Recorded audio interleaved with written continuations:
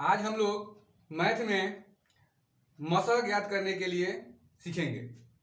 मशा को बोलते हैं हम लोग महत्तम समापर्त, जिसको संक्षेप में HCF भी कहते हैं। मशा ज्ञात करने के लिए हमारे पास कुल 3 विधियां हैं।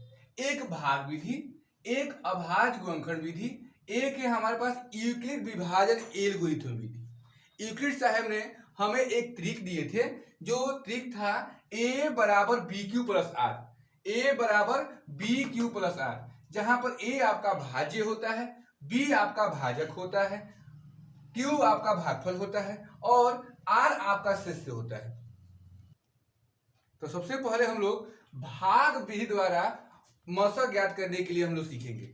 भाग विधि से मान लीजिए मेरे पास एक क्वेश्चन है, 42 और 100 का HCF ज्ञात करें, यानी मशा ज्ञात करें, महत्तम समापर्त ज्ञात करें। तो हम लोग 42 और 100 को हम भाग विधि से कैसे ज्ञात करते हैं? पहले जो इसमें से छोटा है उसको हम बाहर रखेंगे और जो इसमें से बड़ा है उसको हम लोग अंदर रखेंगे। अंदर रख दिए। अब देखेंगे कि यह कितने बार में डिवाइड हो रहा है, यानी कट रहा है। तो 42 के पहाड़ यदि हम एक बार पढ़ रहे हैं तो 42 आ रहा है, 2 बार पढ़ेंगे तो 84 आएगा, 3 बार पढ़ेंगे तो 100 से अधिक हो जाएगा। तो हमें 100 से अधिक नहीं ले जाना है, 100 से कम ही चाहिए। तो हम 2 बार में ले जाएंगे तो हो रहा है 84। अब ध्यान दीजिएगा, यहां ध्यान दीजिएगा, यहां पर घटाएंगे तो 0 में से 4 नहीं जाएगा, 1 इसे लेंगे तो हो जाएगा 10, 10 में से 4 लेंगे घटाएंगे तो बचेगा 6, यहाँ हो गया 9, 9 में से 8 घटा हो गया 1। अब ये जो लाइन है इस लाइन को नीचे में गिन देंगे, आ गया 16। यहाँ जो छोटा अंक हम बाहर रखे थे, इस अंक को अब ये जो हमारा शेषफल बचा है इससे यह बड़ा है, तो अब बड़ा वाला अंक को हम अंदर रख देंगे। अब ध्यान देंगे, फिर जो काम पहले किए थे वैसे ही अब भाग देंगे। 16 के पहाड़ा में अब देखेंगे कि 42 कितने मर्द में है। तो 16 16 32, 48, 3 बार पढ़ रहे हैं तो 42 से अधिक हो जा रहा है, हमें चाहिए 2 बार में। तो 16 दूनी 32, फिर इसको हम घटाएंगे तो 2 में से 2 घटा 0 और 4 में से 3 घटा 1, 10 आ गया हम लोग का शेष। अब फिर देख रहे हैं कि जो हम लोग का शेषफल है उससे जो पहला वाला अंक है वह अधिक था, तो फिर अधिक वाले अंक को हम लोग घर में रखेंगे। अब 10 के पहाड़ा में देखेंगे कि 16 कितने बार में है, तो हम 10 के पहाड़ा पढ़ रहे हैं तो आ रहा है 10, 10 दूनी 20, 2 बार पढ़ रहे हैं तो 16 से अधिक आ जा रहा है, हमें अधिक नहीं जाना है, उससे कम या उससे बराबर चाहिए। तो 16 के पहाड़ा हम एक बार पढ़ेंगे तो हो जा रहा है 10, 10 के पहाड़ा हम लोग एक बार पढ़ेंगे तो हो जाएगा 10 से कम 10। अब फिर इसको घटाएंगे तो 6 में से 1 0 घटा 6, 1 में से 1 घटा, खत्म। अब फिर देखिए जो काम पहले किए थे वैसे ही फिर यहाँ पर 6 को रखेंगे बाहर, जो 10 था इसको अंदर लेकर पैक कर देंगे। अब 6 के पहाड़ा में 6 एकम 6, 6 दूनी 12, ये 10 से अधिक हो जा रहा है, हमें चाहिए 10 से कम या 10 के बराबर। 6 एकम 6 तो बचा 4, फिर ऐसे ही किए, यहां पर 6 लेकर आएंगे, 4 एकम 4 घटाएंगे 2 बचेगा। और फिर इसको जो बड़ा अंक है 4 2 से अधिक है, इसको हम लोग अंदर लेकर रख दिए, 2 दूनी 4। अब देख रहे हैं कि यहां पर हमें 2 से 4 पूरी तरह से कट गया। क्या हो गया? 4 से 2, तो यहां पर हम लोग का 4 2 से पूरी तरह से कट गया। जैसे ही पूरी तरह से कट जाएगा, जिस अंक से कटेगा वही हमारा HCF यानी मशा का मान होता है। अब हमारा 2 से कट गया तो HCF बराबर 2 आपका आंसर हो जाएगा, यानी मशा बराबर जो हमें मशा का मान आया है वह 2 हमारा आंसर हो जाएगा। आया समझ में? अब हम लोग सीखेंगे दूसरी विधि। इस विधि में किसी को दिक्कत नहीं। अब हम लोग सीखेंगे अभाज्य गुणनखंड विधि। कौन सा विधि? अभाज्य गुणनखंड विधि। तो अभी हमने भाग विधि द्वारा मशा ज्ञात किया, अब हम लोग ज्ञात करेंगे अभाज्य स्टेप 2 में अभाज्य गुणनखंड विधि द्वारा। हम लोग का क्वेश्चन वही था, क्वेश्चन वही लिखेंगे। एक था 100 और 42, हम लोग का आंसर कितना आया था उस समय? 2। याद रखेंगे हम लोग का आंसर कितना आया था? 2। यदि इस विधि द्वारा पुनः हमारा आंसर 2 आ गया, तो समझ जाइएगा कि ये जो हम विधि बना रहे हैं यह विधि हमारा क्या है, सही है। चलिए दिखा दिया।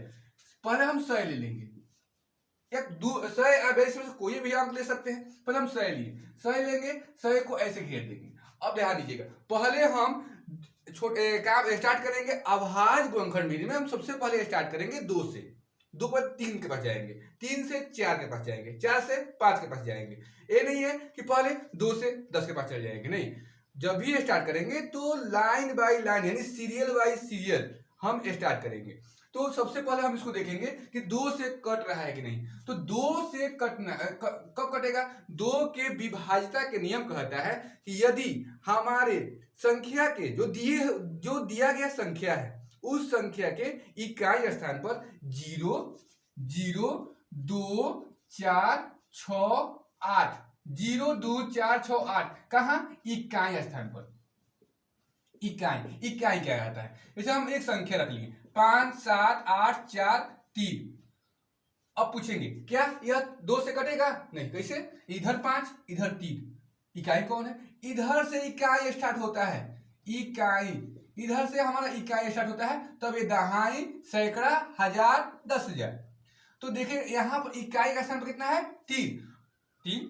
हमें 2 से विभाज्यता का नियम कह रहा है कि पहले 0 चाहिए, नहीं तो 2 चाहिए, नहीं तो 4, नहीं तो 6, नहीं तो 8, इनमें से कोई एक संख्या चाहिए। यहाँ पर 3 है, 3 2 से नहीं कटेगा। तो हम अब क्या करेंगे, यहाँ पर हम एक संख्या ले रहे हैं 0, जैसे 0 ले रहे हैं तो यहाँ पर 0 है यानी 2 से कट जाएगा। अब मेरा इकाई कौन हो जाएगा, इकाई हमारा ये हो जाएगा। वैसे ही देख रहे हैं यहाँ पर लिखा है सर, इकाई स्थान पर कितना है, 0 है। जब 0 है तो 0 यहाँ पर 2 के विभाज्यता के नियम कह रहा है कि हमारा यदि इकाई स्थान पर 0, 2, 4, 6, 8 में से कोई एक संख्या रहा तो हम 2 से कट जाएंगे। तो 2 यहाँ 0 है, जब 0 है तो यह संख्या 2 से पूरी तरह से कट जाएगा। क्या हो जाएगा, 2 से पूरी तरह कट जाएगा। तो 2 से हम देख रहे हैं 5 दूनी 10, 0 उतार दिए। फिर 2 से 2 दूनी 4, 1 बचा इसमें और 0 यहाँ पर 10, 5 दूनी 10।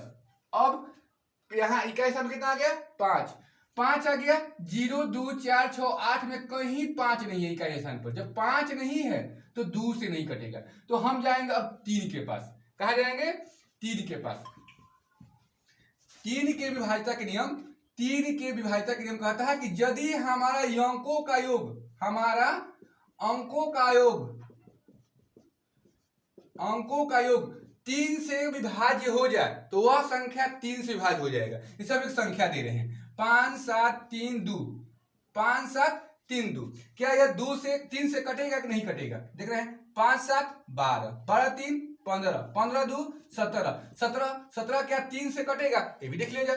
7, 1, 8, 8 क्या 3 के पहाड़ा में है, नहीं।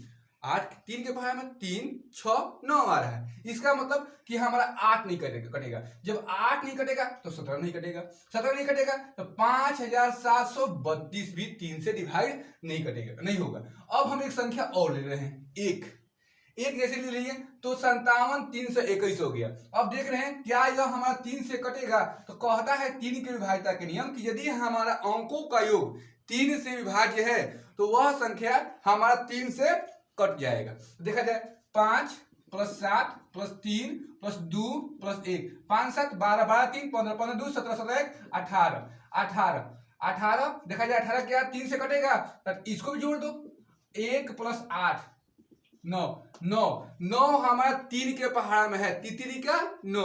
जब 9 कट रहा है तो हमारा ये भी संख्या 3 से कट जाएगा। तो वैसे ही हम यहाँ देख रहे हैं 5 को 2 को 2 लिखा है 5, यानी दोनों को जोड़ रहे हैं तो हो रहा है 7। 3 के पहाड़ में क्या 7 है, नहीं है। 3 3 दूनी 6 होता है, तितरी का 9 होता है, 7 नहीं है। इसका मतलब कि 25 हमारा 3 से नहीं कटेगा।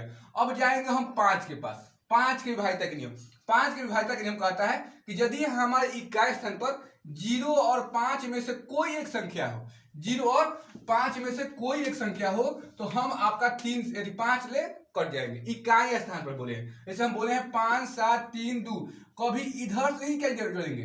जब भी देखेंगे इकाई तो इधर से इकाई देते हैं, ये हमारा इकाई है। ये क्या है, 2 का है, इकाई है। तो इसमें इकाई कौन है, 5 है। यहाँ 5 है, 5 इकाई स्थान पे कह रहा है, इसका मतलब हमारा संख्या जो है वह 5 से कट जाएगा। तो 5 5 25, 5 से फिर कट जाएगा, 5 कम 5। जब भी हमारा अंतिम में 1 आ जाए तो वो उतने पे हम छोड़ देते हैं। अब जाएंगे दूसरे अंक के पास 42। ऐसे ही जैसे ही इसको किए वैसे ही इसको करेंगे। 2 है, 2 से कट जाएगा, 21 दूनी 42। अब देखा जाए यहाँ 21 आ गया, ये इकाई स्थान पर 1, तो 1 हमारा 2 से कट नहीं कटेगा, क्योंकि इकाई स्थान पर 0 2 4 6 8 में से कोई एक संख्या रहेगा तो वह संख्या 2 से कटेगा। और यहाँ पर कितना है, 1 है, ये 2 से नहीं कटेगा। 3 के पास जाएंगे। 3 कहता है कि दोनों का दिया गया संख्याओं का योग ये 3 से विभाज्य है, तो हम 3 से कट जाएंगे। यहाँ पर लिखा है 21, यानी 2 + 1 बराबर होता है 3। 3 हमारा 3 से कट जाएगा, इसका मतलब यह संख्या 3 से कट जाएगा। 17 का 21, 7 के पहाड़ में 7, 1 में 7। अब देखिए जैसे ही यहाँ पर हमारा 7 आ गया, 1 आ गया, और यहाँ में क्या आ गया, 1 आ गया, तो हम लोग के यहाँ 100 बराबर कितना आया, 2 × 2 2 2, फिर आया 5, फिर आया 5। चलो बहुत सुंदर। इसके बाद 42 में कितना आया है, 2, फिर 3, फिर 7। अब दोनों में देखा जाए कि कौन ऐसी संख्या है जो दोनों में आया है। जैसे मान लीजिए हम लोग जैसे ही शादी ब्याह में जाते हैं तो देखते हैं कौन आदमी कहाँ कहाँ लौकता है। जो व्यक्ति सभी जगह लौकता है तो हम लोग का नजरिए पर चढ़ जाता है, फलाना तो आ ही रहा है। ऐसे ही देखेंगे कि इसमें कौन ऐसा अंक है जो दोनों में आई बा। हम लोग कि यहाँ पर देख रहे हैं हम लोग कि 2 है जो हेहू में बा और हेहू में बा, यानी दोनों में है, दोनों में ही है। जब दोनों में है, जो संख्या दोनों में दिखाई दे वही हमारा HCF का मान होता है। अब देखिए 2 आ गया, 2 आ गया। यहाँ पे कितना हम लोग का आया था, भाग विधि में 2 आया था। अभाज्य गुणनखंड विधि में कितना आ गया, 2 आ गया। यानी हम लोग का HCF का मान अभाज्य स्टेप 1 में जो हम भाग विधि से बनाए थे उसमें भी 2 आया था, और स्टेप 2 जो हम अभाज्य गुणनखंड विधि द्वारा बनाए उसमें भी कितना आया, 2। तो हम ये अनुभव कर रहे हैं कि आप लोग को भाग विधि और अभाज्य गुणनखंड में इसी भी दोनों विधियों में आप लोग को दिक्कत नहीं होगा। अब हम लोग सीखेंगे यूक्लिड विभाजन एल्गोरिथ्म विधि। स्टेप 3 में हम लोग सीखेंगे यूक्लिड विभाजन एल्गोरिथ्म विधि। क्वेश्चन क्या था हम लोग का, क्वेश्चन था 100 और 42। अब ध्यान दीजिएगा, हमें यूक्लिड जी ने एक सूत्र दिए थे जिनको हम लोग यूक्लिड विभाजन जो विधि है उसको हम उसी की सहायता से हम लोग HCF ज्ञात करते हैं। वो ट्रिक क्या था, A = BQ + R। हम इसी ट्रिक के माध्यम से इसको हम मसा ज्ञात करेंगे। अब ध्यान दीजिएगा, अब हम लोग हल कर रहे हैं। हल क्वेश्चन क्या है, 100 और 42। 100 और 42 लिखेंगे यहाँ पर A = BQ + R से। हम लोग क्यों लिखे, क्योंकि कह रहा है यूक्लिड विभाजन एल्गोरिथ्म विधि, और इसके विधि के माध्यम से हमें सूत्र क्या मिला था, A = BQ + R। तो हम लिख दिए, क्वेश्चन डालिए 100 और 42, यही मेरा क्वेश्चन है, सूत्र है A = BQ + R। हम A = BQ + R से लिख दिए। अब जहां ध्यान दीजिएगा, जो इसमें से बड़ की संख्या हुआ है वही हमारा A का मान होगा। अब बड़ की संख्या कितना है, 100 है, जहां A बराबर कितना हो जाएगा, 100। B बराबर क्या हो जाएगा, उससे छोटी संख्या कितना है, 42 है। Q हमारा पूर्णांक हो जाएगा। पूर्णांक मतलब कभी 2 आएगा, कभी 3 आएगा, कभी 4 आएगा। संख्या रेखा पर प्राप्त सभी संख्याओं को हम पूर्णांक कहते हैं। ये ऋणात्मक भी हो सकता है, धनात्मक भी हो सकता है, परंतु इसमें ऋणात्मक नहीं होगा। याद रखिएगा, इसमें कभी भी ऋणात्मक नहीं होगा। जब भी होगा जब धनात्मक होगा, 0 भी नहीं होगा, प्राकृत ही होगा। 1 2 3 4 5 6 7 8 में से कोई होगा, मतलब इससे ऊपर चल जाएगी, 0 से पहले नहीं होगा।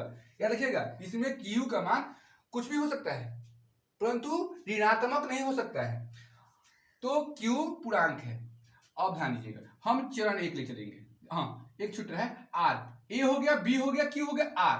R का मान जब भी होगा 0 हो सकता है, 1 हो सकता है, 2 हो सकता है, 3 हो सकता है, डॉट डॉट अनंत तक चल जाएंगे।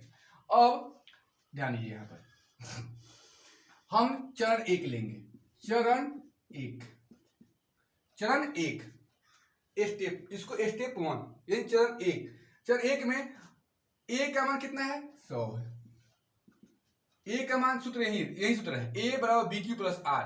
ए का मान कितना? 100 बराबर, बराबर दिया है, बराबर कर दिए। बी का मान कितना है? 42। अब ध्यान देंगे 42 में कितना से गुणा करेंगे कि 100 या 100 से अधिक नहीं होना चाहिए, 100 से कम आए। 42 में कितने से गुणा करें? 2 बार गुणा कर रहे हैं तो 84 हो रहा है, 3 बार कर रहे हैं तो 100 से अधिक हो जा रहा था, तो हम 2 मर्त में ले जाएंगे, तो हो जा रहा है 84। अब 100 में से 84 घटाएंगे तो कितना बचेगा? 16। क्या बचेगा? 16। 84 में 16 जोड़ेंगे, सही हो जाएगा, यानी 100 में से 84 घटाएंगे कितना आ जाएगा? 16। अब आएंगे चरण 2। चरण 2 इसको यानी बी और आर से मतलब होता है, ए और क्यू से हमारा कोई मतलब नहीं रहेगा। तो बी का मान कितना है? 42 और क्यू 42 और आर का मान कितना है? 16। अब ध्यान दीजिएगा ये दोनों में हमारा बड़ा कौन है? 42 से बड़ा है कि 16 बड़ा है? 42 से बड़ा है, तो जो बड़ा होता है वही हमारा ए का मान हो जाएगा। तो 42 बराबर 16, बी की जगह कितना हो जाएगा? 16। अब 16 में कितना से गुणा करेंगे कि 42 होगा? तो 16 दूनी 32, 16 3 48, 3 बार गुणा कर रहे हैं तो 48 हो जा रहा है। हमें कितना लेके आना है कि तो 42 नहीं तो उससे कम, तो 2 बार में जाएंगे। 16 दूनी 32, 16 दूनी 32 है कितना? 42, कितना बचेगा? 10। 16 दूनी 32 बचेगा कितना? 10। अब ध्यान दीजिएगा चरण 3 में जाएंगे। चरण 3 कितना है? बी के मान 16 और आर का मान 10।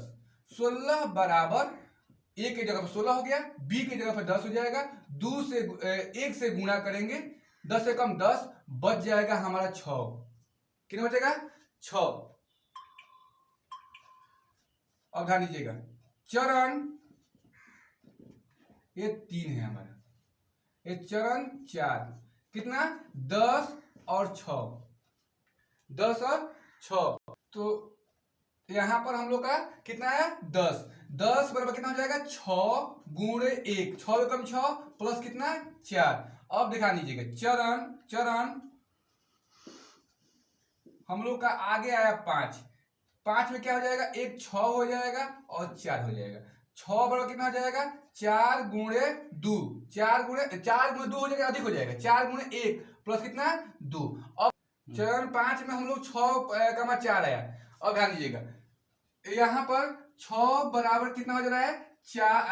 4 गुणे 1 प्लस कितना बचेगा हम लोग का? 2 बचेगा।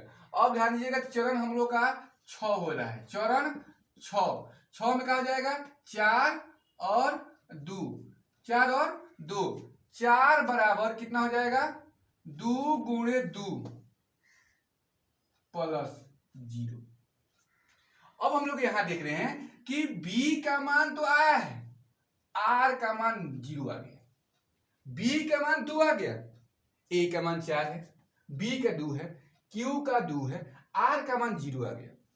तो जब r का मान जैसे ही हम लोग का 0 आएगा तो b का मान तो 1 आया है ना, जैसे ही r का मान आपका 0 आया तो HCF का मान समझ जाइएगा कि निकल गया। r का 0, b का कितना है? 2, वही आपका b का मान ही आपका HCF का मान होता है। तो ध्यान रखिएगा चरण कितना भी जाए घबराना नहीं है, याद रखिएगा जैसे ही आपका r का मान 0 आ जाए तो समझ जाइएगा कि HCF का मान आपका निकल गया। HCF का मान b का मान ही आपका HCF का मान होता है। तो यहाँ पर हमारा HCF का मान हो जाएगा 2 आंसर। तो अब हम लोग सीख लिए भाग विधि द्वारा मौसा ज्ञात करना, यूक्लिड विभाजन द्वारा मौसा ज्ञात करना, अभाज्य गुणनखंड विधि द्वारा मौसा ज्ञात करना। अब हम लोग 1 नंबर वाला जो कुछ आता है उस पर भी थोड़ा ध्यान दे देंगे। तो आइए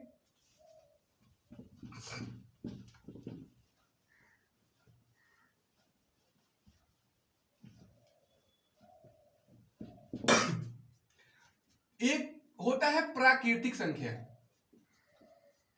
प्राकृतिक संख्या, इसी को हम लोग प्राकृतिक संख्या कहते हैं। अब गिनती के संख्याओं को हम लोग बोलते हैं प्राकृतिक संख्या। गिनती के संख्याओं को हम लोग बोलते हैं प्राकृतिक संख्या, यानी 1 2 3 4 5 6 डॉट डॉट डॉट, इसको अनंत तक। अब कोई क्वेश्चन पूछेगा कि लगातार या दो लगातार प्राकृत संख्याओं का मौसा कितना होगा, यानी दो लगातार प्राकृत संख्याओं का मौसा कितना होगा। तो जब भी प्राकृत संख्या दिखाई दे बोल दीजिएगा HCF का मान कितना होगा, 1 होगा। प्राकृत संख्याओं का, दो लगातार प्राकृत संख्याओं का मौसा हमेशा 1 होता है। कितना होता है, 1 होता है। अब पूछिएगा विषम संख्या का मौसा HCF। तो विषम संख्या किसे कहते हैं, वह संख्या जो 2 से न कटे, जो 2 से विभाज्य न हो, वैसी संख्या को विषम संख्या कहते हैं। तो जैसे 1 3 5 7। अब 1 3 5 7 इनका भी कभी भी बोले कि दो लगातार विषम संख्याओं का मौसा कितना होता है, तो साफ बोल दीजिएगा HCF हमारा 1 आएगा। यानी प्राकृत संख्याओं का मौसा 1, विषम संख्याओं का मौसा कितना, 1। अब बोलेगा कि अभाज्य संख्या का मौसा कितना होगा, यानी अभाज्य संख्या का HCF कितना होगा। तो अभाज्य संख्या किसे कहते हैं, वैसी संख्या जो किसी भी संख्या से न कटे और उसका 2 गुणनखंड हो, उसे हम अभाज्य संख्या कहते हैं। जैसे 2 3 5 7 11 13 17 19 डॉट डॉट डॉट। सबसे छोटी हमारा अभाज्य संख्या 2 होता है। 2 1 क्यों नहीं होता है, 1 क्यों नहीं होता है, अरे 1 का गुणनखंड करेंगे तो 1 गुणे का है, यहाँ एक ही संख्या आ रहा है, हमें चाहिए 2 गुणनखंड। तो 2 का करेंगे तो हो जाएगा 1 गुणे 2 और 2 आ गया। जब 2 आ गया तो ये हमारा अभाज्य संख्या है, इसलिए 2 को हम अभाज्य संख्या कहते हैं, 1 को नहीं कहते हैं। तो अभाज्य संख्या का, जब भी अभाज्य संख्या का मौसा पूछे तो उसका आंसर कितना होता है, 1। अभाज्य संख्याओं का मौसा कितना हो जाएगा, 1, परंतु एक अपवाद है, सम संख्या। कौन संख्या, सम संख्या। सम संख्या किसे कहते हैं, वैसी संख्या जो 2 से पूर्णतः विभाजित हो जाए, अर्थात जो 2 से पूरी तरह से कट जाए, वैसी संख्या को हम सम संख्या कहते हैं। जैसे 2 4 6 8 डॉट डॉट डॉट। अब क्या इसका मौसा कितना होगा, यानी HCF कितना होगा, जब भी बोलेंगे इनसे बोलेंगे 2। यानी सम संख्या 2 से कटता है, किससे कटता है, 2 से कटता है, तो मौसा कितना हो जाएगा, 2। ये रखिएगा, ठीक, 2 से कटता है, कितना आंसर हो जाएगा, 2। तो आज हम लोग अभाज्य गुणनखंड, भाग विधि, यूक्लिड विभाजन एल्गोरिथ्म विधि से हम लोग मौसा निकालने के लिए सीखें। इसमें आप लोगों को किसी प्रकार का दिक्कत होगा तो कमेंट करके बताइएगा। आज का क्लास बस इतना ही, मिलते हैं अगले क्लास में।